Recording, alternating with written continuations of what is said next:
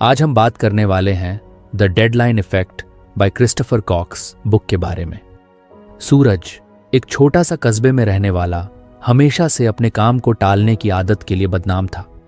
उसकी माँ अक्सर कहती, सूरज तुमसे अच्छा तो पंखा है, कम से कम चलता तो है। और सूरज अपनी लापरवाही के साथ बस मुस्कुरा देता। एक दिन सूरज ने अपने दोस्त अरमान से सुना कि एक नई बुक स्टोर शहर में खुली है। अरमान ने बताया कि वहां द डेडलाइन इफेक्ट नाम की किताब है जो उसकी प्रोडक्टिविटी बढ़ाने में बेहद मददगार रही। अरमान के मुंह से ऐसा सुनना कुछ अजीब था क्योंकि अरमान खुद कभी पंक्चुअल नहीं रहा, लेकिन सूरज को जिज्ञासा हुई। अगले दिन सूरज बिना ज्यादा सोच विचार के बुक स्टोर पहुंच गया। वो किताब एक शेल्फ पर रखी थी, चमकदार कवर के साथ। सूरज ने उसे उठाया और कैशियर को पैसे देकर घर लौट आया। रात को जब घर का सन्नाटा था, सूरज ने किताब खोली। पहले चैप्टर का टाइटल था डेडलाइंस क्रिएट अर्जेंसी। उसने पढ़ना शुरू किया। डेडलाइंस का कमाल ये है कि वो इंसान के अंदर अर्जेंसी पैदा कर देती है। जब एक काम के लिए टाइम लिमिट होती है तो वो फोकस और प्रायोरिटी तय करने में मदद करती है, प्रोक्रेस्टिनेशन का अंत करती है और काम टाइमली पूरा होता है। सूरज ने सोचा, भाई ये तो बड़ी सिंपल बात है, लेकिन इसमें नया क्या है? फिर उसने ध्यान से आगे पढ़ा। उसमें कुछ स्टोरीज दी गई थी। एक आदमी जिसने अपने छोटे से बिजनेस को बड़ा बनाया सिर्फ डेडलाइंस के सही इस्तेमाल से। कहानी पढ़ते पढ़ते सूरज ने खुद को उस आदमी की जगह रख लिया। वो सोचने लगा कि क्या उसकी जिंदगी में भी डेडलाइंस का कोई जादू हो सकता है। उसने किताब बंद की और खुद से एक एक्सपेरिमेंट करने की ठानी। अगले दिन सूरज ने अपने लिए एक टू डू लिस्ट बनाई। उसने लिखा, 1, बैल्कनी की सफाई 10 बजे तक 2, बिजली का बिल भरना 12 बजे तक 3, पुराने कपड़े सॉर्ट करना 3 बजे तक। सूरज ने टाइम सेट किया और खुद से वादा किया कि वो इन तीनों कामों को दिए गए समय पर पूरा करेगा। 10 बजे सुबह सूरज बैल्कनी में पहुंचा। पहले तो उसे लगा कि इतने सालों की गंदगी साफ करना मुश्किल होगा, लेकिन फिर उसने घड़ी देखी, 10 बजने में सिर्फ 30 मिनट बचे थे। चलो भाई, टाइम कम है, उसने खुद को कहा और झाड़ू पोछा लेकर लग गया। जब उसने बैल्कनी को साफ देखा तो उसे एक अजीब सा सेटिस्फैक्शन हुआ। 12 बजे तक बिजली का बिल भरना। नॉर्मली सूरज इस काम को अगले महीने तक टाल देता, लेकिन इस बार वो 11:30 पर ही बिजली ऑफिस के काउंटर पर था। बिल जमा करते हुए उसने सोचा, यार ये टाइम की ताकत तो कमाल की है। फिर दोपहर 3 बजे तक उसने पुराने कपड़ों की एक पूरी पोटली तैयार कर ली, जिन्हें वो दान करने वाला था। हर बार जब वो कुछ आलस करता, उसे अपनी बनाई हुई डेडलाइन याद आ जाती। रात को वो अपने बिस्तर पर लेटा हुआ सोच रहा था। उसे ऐसा लग रहा था जैसे उसने दिन का हर एक पल जिया हो, और ये सब सिर्फ उन डेडलाइंस की वजह से हुआ था। अगले कुछ दिनों तक सूरज ने उसी रूटीन को फॉलो किया। उसने छोटे छोटे कामों के लिए डेडलाइंस बनाई और समय पर उन्हें पूरा किया। धीरे धीरे वो बड़ा प्लान करने लगा। एक दिन उसने अपने पुराने स्केचबुक निकाले। बचपन में सूरज को ड्राइंग का बहुत शौक था, लेकिन स्कूल और कॉलेज के बाद उसने कभी पेंसिल नहीं उठाई। सूरज ने खुद को एक चैलेंज दिया, हर सूरजवार को एक स्केच पूरा करने का। उसने ये फैसला किया और पहली सूरजवार की सुबह अपना पहला स्केच शुरू किया, लेकिन दोपहर तक उसने इसे बीच में छोड़ दिया। फिर उसे अपनी किताब की लाइन याद आई, डेडलाइन न केवल तेजी लाती है बल्कि आपको अनुशासित भी रखती है। सूरज ने तुरंत घड़ी देखी। उसने खुद से कहा, आज 6 बजे तक ये स्केच पूरा करना है, चाहे जो हो जाए। और सच में 6 बजे उसका स्केच पूरा था। वो उसे देखकर खुद पर गर्व महसूस कर रहा था। जैसे जैसे हफ्ते बीते, सूरज ने खुद को पहले से ज्यादा ऑर्गेनाइज्ड पाया। वो अब अपने गोल्स को लेकर सीरियस हो चुका था। लेकिन तभी एक बड़ा चैलेंज आया। एक दिन सूरज के कॉलेज के एक पुराने दोस्त करण ने उसे कॉल किया। करण ने बताया कि उसकी कंपनी को एक फ्रीलांस इलस्ट्रेटर चाहिए। करण को सूरज के स्केचेस याद थे और उसने सोचा कि सूरज इस काम के लिए परफेक्ट रहेगा। सूरज को सुनकर खुशी तो हुई, लेकिन साथ ही घबराहट भी। उसने कभी प्रोफेशनल काम नहीं किया था। उसने करण से पूछा, डेडलाइन क्या होगी? करण ने कहा, 3 हफ्ते हैं तुम्हारे पास। सूरज ने सोचा, यार 3 हफ्ते काफी होते हैं, लेकिन उसकी प्रोक्रेस्टिनेशन वाली पुरानी आदत ने वापसी करने की कोशिश की। वो पहले 3 दिन काम को टालता रहा। तीसरे दिन रात को सूरज ने फिर से द डेडलाइन इफेक्ट को उठाया। उसने उस चैप्टर को दोबारा पढ़ा और खुद से वादा किया कि वो अगले दिन सुबह से काम शुरू करेगा। उसने अपने काम को 3 हिस्सों में डिवाइड कर लिया और हर हिस्से के लिए एक मिनी डेडलाइन तय की। पहले वीक में स्केचेस बनाने थे, दूसरे वीक में डिटेलिंग और करेक्शंस, तीसरे वीक में फाइनल टच और सबमिशन। पहले वीक की डेडलाइन पूरी करने के बाद सूरज को कॉन्फिडेंस आया। उसने दूसरे वीक के लिए भी प्लान बनाया और समय पर काम पूरा किया। तीसरे वीक में जब उसने अपनी फाइल सबमिट की तो करण ने उसे कॉल करके कहा, यह तो उम्मीद से भी बेहतर है सूरज। सूरज को महसूस हुआ कि डेडलाइंस ने ना सिर्फ उसे डिसिप्लिन्ड बनाया बल्कि उसकी क्रिएटिविटी को भी इम्प्रूव किया। उसने सोचा, अगर मैंने टाइम पर काम शुरू नहीं किया होता तो यह कभी नहीं हो पाता। अब सूरज की जिंदगी में डेडलाइंस। अगर आपको हमारी फ्री समरी अच्छी लगती है तो आप हमारे चैनल को सब्सक्राइब कर सकते हैं, हमारी मेंबरशिप खरीद सकते हैं या हमें यूपीआई के थ्रू सपोर्ट कर सकते हैं। अब समरी पर वापस चलते हैं। लेकिन एक दिन उसे एक और बड़ा मौका मिला जिसने उसकी दुनिया को पूरी तरह बदल दिया। सूरज अब अपनी लाइफ में डेडलाइंस का जादू समझ चुका था। उसने महसूस किया कि उसके दिन ज्यादा प्रोडक्टिव हो गए हैं और वो काम समय पर पूरा करने में कामयाब हो रहा है। लेकिन एक दिन उसे एक ऐसा प्रोजेक्ट मिला जिसने उसकी नई सीखी हुई आदतों को चुनौती दे दी। हुआ यूं कि करण ने एक और असाइनमेंट के लिए सूरज को कॉल किया। इस बार यह प्रोजेक्ट पिछले वाले से भी बड़ा था। करण ने कहा, सूरज, ये काम कुछ अर्जेंट है, इसे ASAP पूरा कर दो। ASAP सूरज के दिमाग में गूंजा। उसने पूछा, ASAP मतलब कब तक? करण ने कैजुअली कहा, जितनी जल्दी हो सके। सूरज ने फोन रखा और सोचने लगा। पहली बार जब उसने डेडलाइंस के साथ काम किया था तो सब ऑर्गेनाइज्ड और स्ट्रक्चर्ड था, लेकिन ये ASAP वाली बात उसके लिए कंफ्यूजिंग लग रही थी। उसने सोचा, कितनी जल्दी? कल? परसों? अगले हफ्ते? शुरू के 2 दिन तो सूरज सिर्फ सोचता रहा कि काम कैसे शुरू करे। वो खुद को कन्विंस करता, कल से शुरू करूंगा, वैसे भी ये अर्जेंट है, लेकिन कोई फिक्स डेट तो है नहीं। तीसरे दिन तक सूरज को गिल्ट होने लगा। उसने करण को कॉल किया और पूछा, यार, कोई स्पेसिफिक डेडलाइन नहीं होगी तो मैं प्रॉपरली प्लान नहीं कर पाऊंगा। तुम एग्जैक्ट डेट क्यों नहीं बताते? करण ने कुछ हिचकिचाहट के बाद कहा, ठीक है, तुम इसे अगले शुक्रवार तक खत्म कर लो। यह सुनते ही सूरज को राहत महसूस हुई। उसे अब एक क्लियर डेडलाइन मिल गई थी। उसने उसी शाम द डेडलाइन इफेक्ट किताब का दूसरा चैप्टर खोला। वहां लिखा था, avoid as soon as possible deadlines, they lack clarity and create confusion. Concrete deadlines help individuals prioritize and plan their tasks effectively. Suraj ने महसूस किया कि करण की ASAP डेडलाइन ने उसकी प्रोक्रेस्टिनेशन वाली पुरानी आदत को दोबारा जगा दिया था। अगर करण ने शुरुआत से एक फिक्स्ड डेट दी होती तो वो पहले दिन से ही काम शुरू कर देता। अब उसने तय किया कि वो इस प्रोजेक्ट को एक स्ट्रक्चर्ड तरीके से करेगा। उसने काम को 3 हिस्सों में बांटा। रिसर्च और बेसिक स्केचेस 3 दिन, 2 डिटेलिंग और फीडबैक लेना 4 दिन, 3 फाइनलाइजेशन और सबमिशन। अगले 3 दिन अगले दिन सुबह सूरज ने अपने डेस्क पर बैठकर काम शुरू किया। उसने खुद से कहा, अब कोई बहाना नहीं, हर हिस्से को तय वक्त में खत्म करना है। पहला दिन स्मूथ चला। उसने रिसर्च के लिए इंटरनेट पर रेफरेंसेस ढूंढे और कुछ रफ स्केचेस तैयार किए। दूसरे दिन उसने इन्हें रिफाइन किया। लेकिन तीसरे दिन एक अनपेक्षित समस्या आ गई। उसका लैपटॉप अचानक बंद हो गया। पहले तो सूरज परेशान हुआ, लेकिन फिर उसने सोचा, डेडलाइन अभी भी है। अगर मैं आज का दिन बर्बाद कर दूं तो आगे का पूरा स्केड्यूल बिगड़ जाएगा। उसने जल्दी से अपने दोस्त अरमान को फोन किया और उसका लैपटॉप उधार मांगा। अरमान ने बिना कोई सवाल किए लैपटॉप दे दिया। उसी दिन रात को सूरज ने अपना पहला फेज पूरा कर लिया। जब पहला फेज खत्म हुआ तो सूरज ने महसूस किया कि उसने अब तक का सबसे अच्छा काम किया था। उसे याद आया कि अगर वो करण के ASAP कहने पर डिपेंड करता रहता तो शायद ये प्रोग्रेस ना होती।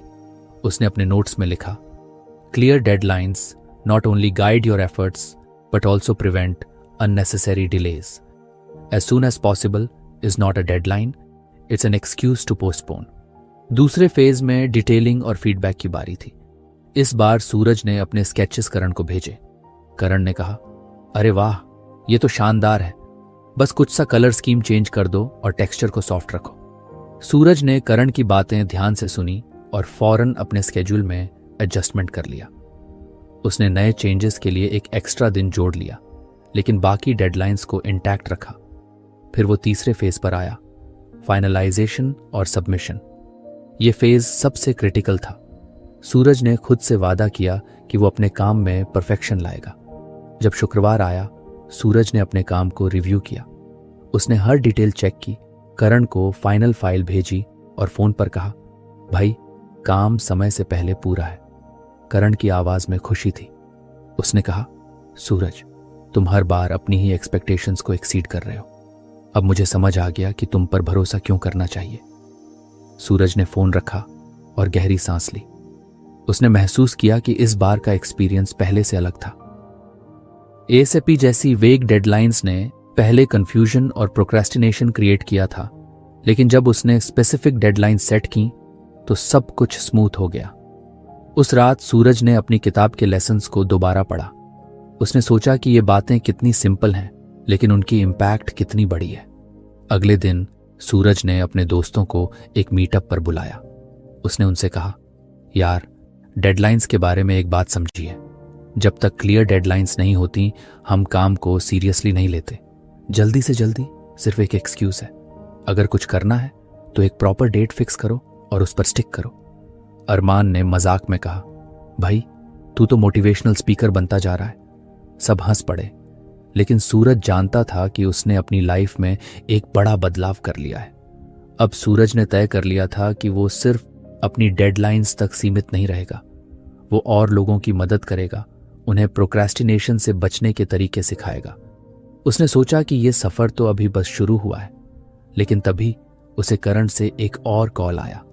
इस बार का प्रोजेक्ट पहले से कहीं बड़ा और चैलेंजिंग था। अगले 10 दिन में काम पूरा होना चाहिए। सूरज ने सोचा, चैलेंज तो बड़ा है, लेकिन मजा आएगा। उसने अपनी किताब बंद की, नए पन्ने पर लिखा और काम में लग गया। सूरज की लाइफ में अब काम को लेकर पहले जैसा आलस नहीं था। वो डेडलाइंस के जादू को समझ चुका था और हर प्रोजेक्ट के साथ उसकी अप्रोच बेहतर होती जा रही थी। करण का नया प्रोजेक्ट जो 10 दिनों में पूरा करना था, उसके लिए एक नई चुनौती था। प्रोजेक्ट शुरू करने से पहले सूरज ने एक चीज नोटिस की। 10 दिन की डेडलाइन उसे बहुत ज्यादा लग रही थी। उसने सोचा, पिछले प्रोजेक्ट में मैंने 3 हफ्ते की डेडलाइन के बावजूद अपना काम ऑर्गेनाइज्ड रखा, लेकिन क्या इस बार 10 दिन में वो सेम एनर्जी बरकरार रहेगी? ये सवाल उसके दिमाग में चलते ही उसे याद आया कि उसने द डेडलाइन इफेक्ट के अगले चैप्टर को अभी पढ़ा नहीं था। उसने किताब उठाई और उसे खोला। चैप्टर का टाइटल था short deadlines are more effective. उसने पढ़ना शुरू किया। लंबी डेडलाइंस अक्सर प्रोक्रेस्टिनेशन का कारण बनती है। लोग सोचते हैं कि उनके पास बहुत समय है और इस चक्कर में काम को टालते रहते हैं। शॉर्ट डेडलाइंस इंसान को फोकस्ड और मोटिवेटेड रखते हैं, क्योंकि वक्त की कमी उन्हें अर्जेंसी का एहसास दिलाती है। सूरज ने किताब बंद की और खुद से कहा, तो इस बार का प्रोजेक्ट में 10 दिनों में नहीं, 5 दिनों में खत्म करने की कोशिश करूंगा। अब तक सूरज को अपनी प्लानिंग और एग्जीक्यूशन स्किल्स पर भरोसा हो चुका था। उसने अपनी नई डेडलाइन बनाई और 5 दिनों का एक टाइट स्केड्यूल तैयार किया। डे 1 रिसर्च और concept finalisation, day 2 rough sketches, day 3 दिन डिटेलिंग, डे 4 फीडबैक और करेक्शन, डे 5 फाइनलाइजेशन और सबमिशन। पहले दिन सुबह सुबह सूरज ने काम शुरू कर दिया। उसने रिसर्च के लिए ऑनलाइन रेफरेंसेस जुटाए और कुछ पुराने प्रोजेक्ट से इंस्पिरेशन लिया। दिन खत्म होने तक उसने प्रोजेक्ट का क्लियर कॉन्सेप्ट तैयार कर लिया। अगले दिन उसने रफ स्केचेस पर काम शुरू किया। आमतौर पर वो स्केचेस को रिफाइन करने में दिन खत्म कर देता, लेकिन इस बार उसने खुद को रोका। उसने सोचा, स्केच रिफाइन करने का समय बाद में है, अभी बेसिक्स पर टिके रहना चाहिए। डे 3 में डिटेलिंग का काम आया। यही सबसे चैलेंजिंग था, क्योंकि इसमें क्रिएटिविटी और टेक्निकल स्किल्स दोनों की जरूरत थी। सूरज ने सुबह से काम शुरू किया और बीच बीच में छोटे छोटे ब्रेक्स लेकर पूरे दिन को बैलेंस किया। डे 4 पर उसने करण को स्केचेस भेजे और फीडबैक लिया। करण ने कहा, काम बहुत अच्छा है, बस कुछ सी डिटेलिंग बढ़ा दो और शैडोज को सटल रखो। सूरज ने नोट्स बनाए और उसी शाम करेक्शंस पर काम शुरू कर दिया। अंत में दिन 5 पर उसने फाइनल आउटपुट तैयार किया और करण को भेज दिया। जब उसने अपनी घड़ी देखी तो अभी दिन का आधा समय ही बचा था। सूरज को यकीन नहीं हो रहा था कि उसने 10 दिनों का काम सिर्फ 5 दिनों में खत्म कर दिया था। उसने करण को कॉल करके कहा, भाई काम 5 दिन में ही पूरा हो गया। करण ने हैरानी से पूछा, 5 दिन? लेकिन तुम्हारे पास 10 दिन थे ना? सूरज ने मुस्कुराते हुए कहा, शॉर्ट डेडलाइंस ज्यादा इफेक्टिव होती हैं। टाइम लिमिट कम हो तो इंसान खुद को ज्यादा मोटिवेटेड और फोकस्ड रखता है। करण ने उसकी बात पर हंसते हुए कहा, अब तो मुझे तुमसे ये सीखनी पड़ेगी। उस रात सूरज ने अपने कमरे में बैठकर इस अनुभव को एनालाइज किया। उसने महसूस किया कि शॉर्ट डेडलाइंस ने उसे काम को अननेसेसरी परफेक्शनिज्म से बचाया और प्रोक्रेस्टिनेशन का कोई मौका नहीं दिया।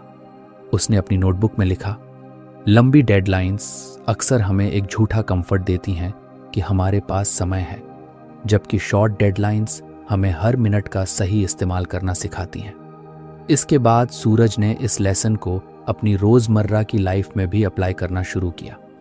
उसने छोटी छोटी टास्क्स जैसे ग्रोसरी शॉपिंग, बिल्स पे करना और क्लीनिंग के लिए भी शॉर्ट डेडलाइंस बनानी शुरू कर दी।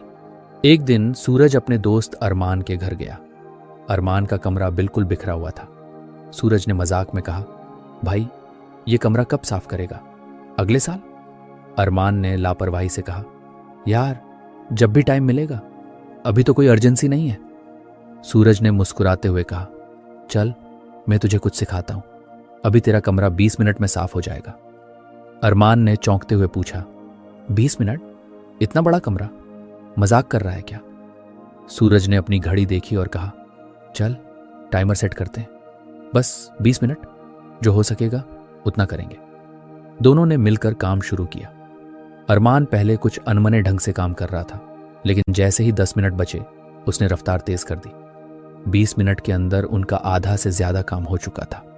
अरमान ने कहा, भाई ये तो कमाल है, अगर मैं अकेले करता तो शायद पूरा दिन लग जाता। सूरज ने हंसते हुए कहा, इसे कहते हैं शॉर्ट डेडलाइंस का कमाल। छोटे टाइम फ्रेम में काम करने से दिमाग नेचुरली ज्यादा एफिशिएंटली काम करता है। अब सूरज के दोस्तों में भी उसकी बातें चर्चा का विषय बनने लगी। वो हर किसी को डेडलाइंस के इंपॉर्टेंस के बारे में बताने लगा। लेकिन सूरज का सफर यहीं खत्म नहीं हुआ था। एक दिन करण ने सूरज को एक ऐसा प्रोजेक्ट ऑफर किया जो सिर्फ 48 घंटे में पूरा करना था। करण ने कहा, यह हमारा सबसे अर्जेंट प्रोजेक्ट है, अगर यह समय पर पूरा हुआ तो क्लाइंट हमें बड़ी डील देगा। सूरज ने इस चैलेंज को स्वीकार किया। उसने सोचा, अब तक मैंने 5 दिनों की डेडलाइंस को, लेकिन जब करण ने उसे 48 घंटे के प्रोजेक्ट पर काम देने का ऑफर किया तो सूरज को कुछ घबराहट हुई। उसने सोचा, 48 घंटे में काम पूरा करना आसान नहीं होगा, मुझे इसे बहुत ऑर्गेनाइज्ड और फोकस्ड रहकर करना पड़ेगा। इस बार सूरज ने किताब का एक और चैप्टर खोलने का फैसला किया। चैप्टर का टाइटल था इम्प्लीमेंट एनफोर्समेंट मैकेनिज्म्स। उसने पढ़ा, डेडलाइंस को पूरा करने के लिए एनफोर्समेंट मैकेनिज्म्स जरूरी होते हैं। दूसरों के साथ अपनी डेडलाइंस शेयर करने या सॉफ्ट डेडलाइंस सेट करने से अकाउंटेबिलिटी बढ़ती है। ये मैकेनिज्म्स आपको ट्रैक पर रहने और डिस्ट्रैक्शन से बचने में मदद करते हैं। सूरज ने किताब बंद की और सोचा, यानी अगर मैं अपनी डेडलाइन दूसरों के साथ शेयर करूं या खुद के लिए कुछ कॉन्सिक्वेंसेस सेट करूं तो ये मुझे और मोटिवेटेड रखेगा। उसने करण को कॉल किया और कहा, मैं 24 घंटे में प्रोजेक्ट पूरा कर दूंगा, लेकिन मैं चाहूंगा कि 24 घंटे बाद तुम्हें प्रोग्रेस दिखाऊं। अगर मैं हाफवे तक काम नहीं पहुंचा तो तुम मुझे पेनल्टी दे सकते हो। करण कुछ हैरान हुआ और बोला, पेनल्टी? ये तो अननेसेसरी है। सूरज ने मुस्कुराते हुए कहा, नहीं, ये जरूरी है, इससे मैं और फोकस्ड रहूंगा। करण ने हामी भर दी और सूरज ने 48 घंटे का अपना स्केड्यूल बनाना शुरू किया। इस बार उसने एनफोर्समेंट मैकेनिज्म्स को हर स्टेप पर लागू करने की ठानी। Day 1, first 24 hours. सूरज ने खुद को पहले 24 घंटे में प्रोजेक्ट का 50% काम खत्म करने का टारगेट दिया। उसने सबसे पहले इस प्रोजेक्ट के बारे में अपने दोस्तों के व्हाट्सएप ग्रुप पर पोस्ट कर दिया। उसने लिखा, दोस्तों, मेरे पास 48 घंटे का एक चैलेंज है। अगर मैं 24 घंटे में आधा काम नहीं कर पाया तो तुम सबको कॉफ़ी ट्रीट दूंगा।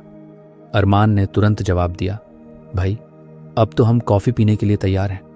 देखते हैं तू अपना वादा निभा पाता है या नहीं।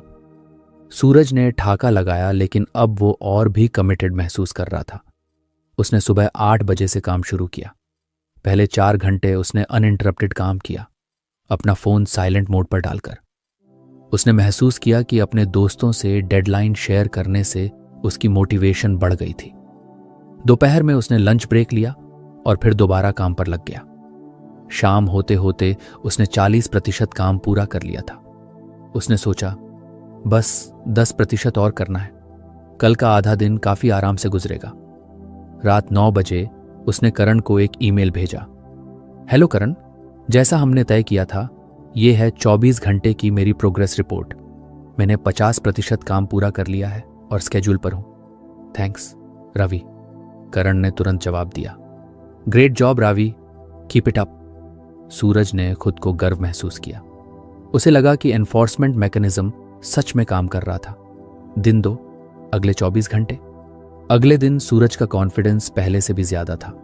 उसने सोचा, अब तो सिर्फ 50% बचा है, लेकिन मुझे पूरे दिन को प्लान करना होगा ताकि लास्ट मिनट रश ना हो। इस बार उसने एक और एनफोर्समेंट मैकेनिज्म लागू किया। उसने अपने भाई रोहन को अपने काम का मॉनिटर बनने के लिए कहा। उसने कहा, भाई, मैं हर 4 घंटे में तुम्हें अपनी प्रोग्रेस दिखाऊंगा।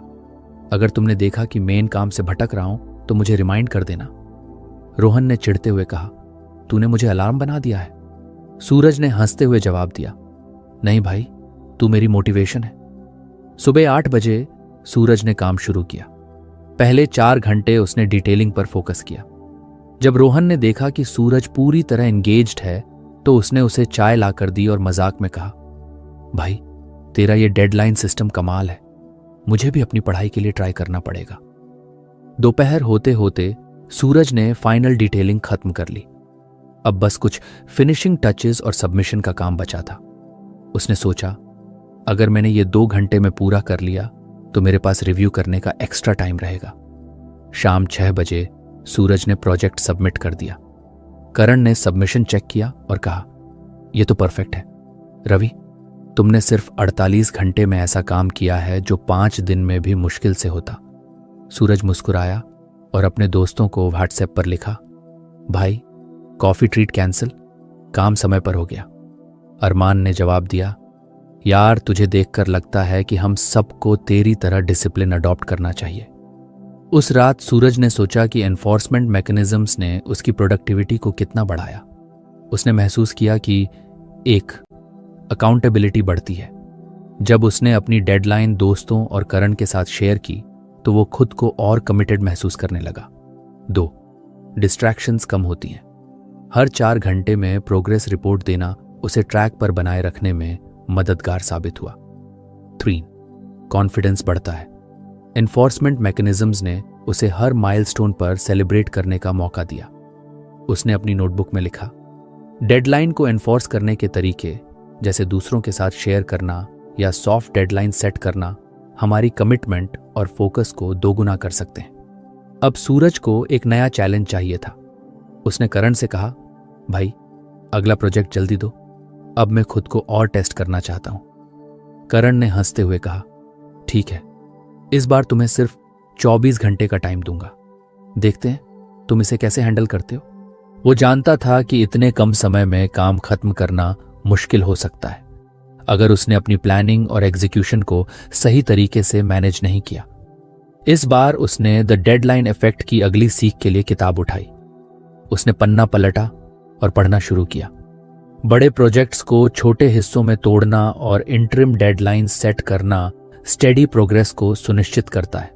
इससे न केवल काम मैनेजेबल बनता है, बल्कि बीच बीच में असेसमेंट और इंप्रूवमेंट्स के लिए भी मौके मिलते हैं। सूरज ने किताब को बंद किया और सोचा, इस बार मुझे इंटरिम डेडलाइंस का सही इस्तेमाल करना होगा।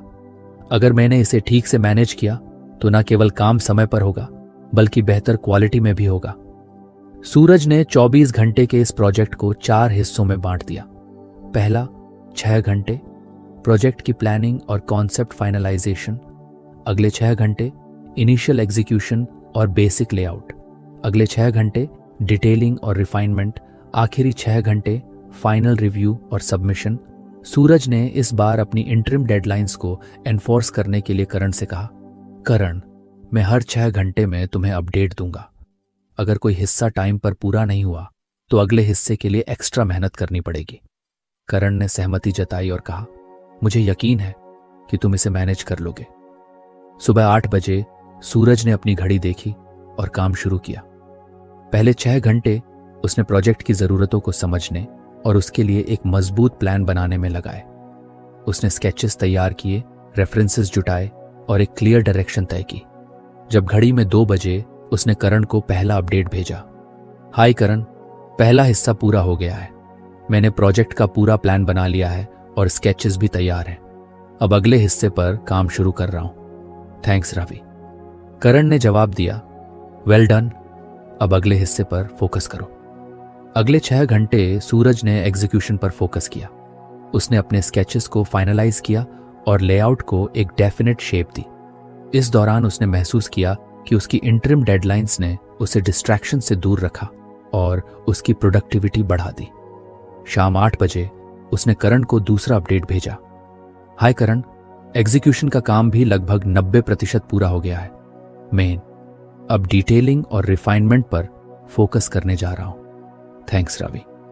करण ने कहा, तुम ग्रेट पेस पर हो, लेकिन ध्यान रखना कि डिटेलिंग में ज्यादा समय ना लगे। सूरज ने करण की बात को गंभीरता से लिया। अगले 6 घंटे में उसने डिटेलिंग और रिफाइनमेंट पर फोकस किया। यह काम कुछ चैलेंजिंग था क्योंकि इसमें बहुत ज्यादा क्रिएटिविटी और प्रिसीजन की जरूरत थी। रात के 2 बज रहे थे और सूरज ने आखिरी हिस्से पर काम शुरू किया। उसने अपनी पिछली मिस्टेक्स को आइडेंटिफाई किया और करेक्शंस किए। साथ ही उसने फाइनल आउटपुट को पॉलिश करना शुरू किया। सुबह 6 बजे सूरज ने प्रोजेक्ट सबमिट कर दिया। उसने घड़ी की तरफ देखा और राहत की सांस ली। 24 घंटे का यह चैलेंज उसने सफलतापूर्वक पूरा कर लिया था। लेकिन इस बार सिर्फ सबमिशन करना ही उसकी जीत नहीं थी। उसने इस पूरे प्रोजेक्ट के दौरान जो कुछ सीखा वो कहीं ज्यादा महत्वपूर्ण था। उसने महसूस किया कि इंटरिम डेडलाइंस ने उसे कैसे फोकस्ड और ऑर्गेनाइज्ड रहने में मदद की। हर छोटे हिस्से पर ध्यान देकर उसने बड़े प्रोजेक्ट को मैनेजेबल बना दिया। सूरज ने अपने नोट्स में लिखा, बड़े प्रोजेक्ट्स को छोटे छोटे हिस्सों में तोड़कर काम करना न केवल स्ट्रेस कम करता है बल्कि काम की क्वालिटी भी बेहतर बनाता है। इंटरिम डेडलाइंस के जरिए हर हिस्से को समय पर इवैल्यूएट करना आसान हो जाता है। इस बार करण ने सूरज के काम को क्लाइंट के सामने शोकेस किया। क्लाइंट इतना खुश हुआ कि उसने करण की कंपनी को एक और बड़ा प्रोजेक्ट देने का वादा किया। सूरज ने जब यह सुना तो वो अपनी किताब को देखकर मुस्कुराया। उसने सोचा, हर लेसन मुझे सिर्फ काम में नहीं बल्कि जिंदगी के हर पहलू में कुछ नया सिखा रहा है। कुछ दिनों बाद करण ने एक और बड़ा प्रोजेक्ट सूरज को दिया, लेकिन इस बार डेडलाइन 1 हफ्ते की थी। प्रोजेक्ट बड़ा था और इसमें टीम के साथ काम करना था। सूरज ने सोचा, अब मुझे अपने अगले लेसन का इंतजार करना चाहिए। सूरज अब एक नए प्रोजेक्ट के लिए तैयार था। इस बार डेडलाइन 1 हफ्ते की थी, लेकिन काम का दायरा बड़ा था। टीम के साथ तालमेल बिठाना, हर छोटे हिस्से को सही समय पर पूरा करना और प्रोजेक्ट को परफेक्शन तक पहुंचाना, यह सब चुनौतीपूर्ण था। लेकिन सूरज को अब तक की सारी सीख पर पूरा भरोसा था। इस बार उसने द डेडलाइन इफेक्ट के आखिरी चैप्टर तक पहुंचने का फैसला किया। उसने किताब खोली और पढ़ा। डेडलाइंस का सही तरीके से इस्तेमाल करना न केवल प्रोडक्टिविटी बढ़ाता है बल्कि यह एक डिसिप्लिन्ड माइंडसेट भी विकसित करता है। हर बड़े काम को छोटे हिस्सों में बांटकर, समय पर चेक पॉइंट सेट करके और अपनी प्रगति का लगातार मूल्यांकन करके आप किसी भी प्रोजेक्ट को एफिशिएंटली और इफेक्टिव पूरा कर सकते हैं। सूरज ने किताब बंद की और अपनी टीम को बुलाया। उसने कहा, इस बार हम सभी इंटरिम डेडलाइंस के साथ काम करेंगे। मैं चाहता हूं कि हम हर हिस्से पर फोकस करें और एक दूसरे को अकाउंटेबल रखें। टीम के हर सदस्य ने इस प्लान को समझा और काम शुरू कर दिया। सूरज ने खुद को टीम के लीडर की तरह नहीं बल्कि एक इक्वल साथी की तरह पेश किया।